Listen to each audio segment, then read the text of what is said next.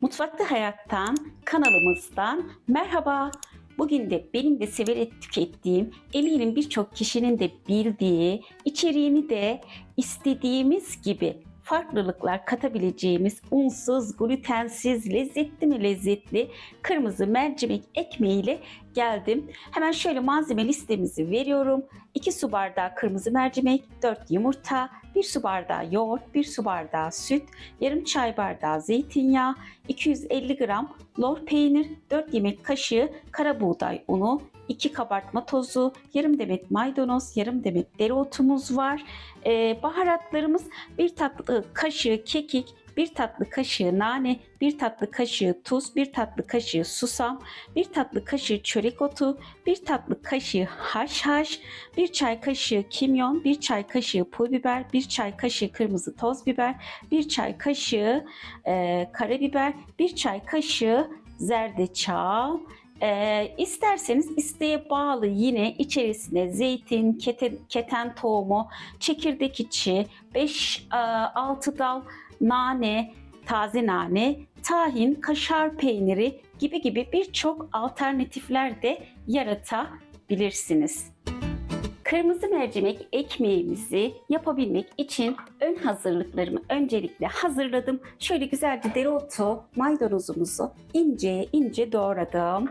Hemen baharatlarımızı bir kaba ayarladım. Şöyle güzelce kekik, nane, tuz, susam, çörek otu, kimyon, pul biber, karabiber, zerdeçal, şöyle mavi haşhaş. İsteyen katabilir, isteyen katmayabilir. Zerdeçal da tamamen size kalmış. İsterseniz katın, isterseniz katmayın ekmeğinize. Ve şöyle yine güzelce kırmızı mercimeğimizi akşamdan iyice yıkadım. Üzerine kaynar su ilave ettim. Sabaha kadar beklettim ve ön hazırlıklarımızı tamamen hazırlamış oldum. Şöyle robotumuzu da aldım. Hemen robotumuza mercimeklerimizi alıyorum. Evet, mercimeklerimizi robota aldım. Öncelikle mercimeklerimizi şöyle bir çekmek istiyorum.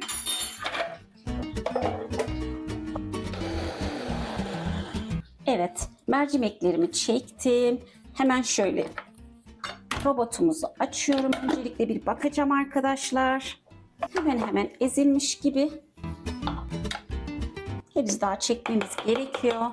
Hemen üzerine yumurtalarımızı kırıyorum. 4 tane. Yoğurdumuzu ilave ediyorum. Zeytinyağımızı da ilave ediyorum şöyle güzelce. Tekrar robotumuzu kapatıp güzelce iyice çekeceğim robottan.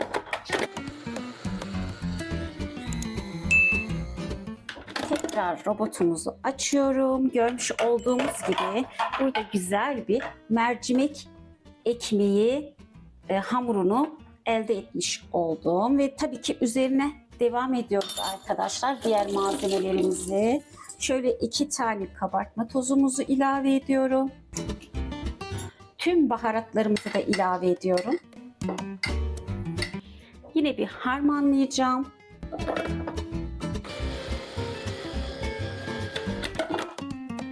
Bu kadar yeterli. Ayrı bir kaba güzelce çektiklerimi alıyorum. Güzelce ayrı bir kaba aldım çektiklerimizi. Hemen üzerine kara buğday unu ilave ediyorum. 4 kaşık. Güzelce karıştırıyorum. Kıvam alması için. Artı hemen güzelce lor peynirimizi de ilave ediyorum. Maydanoz, dereotu. Son aşamaya doğru yavaş yavaş geliyorum hemen. Şöyle güzelce bir tekrar harmanlıyorum. Burası koyu geldi. Burada sütün amacı kek kıvamına gelene kadar açabilmek.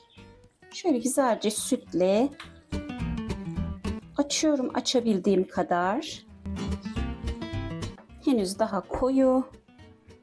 Biraz daha ilave ettim. Mercimek ekmeğimizin hamuru hazır olmuş oldu.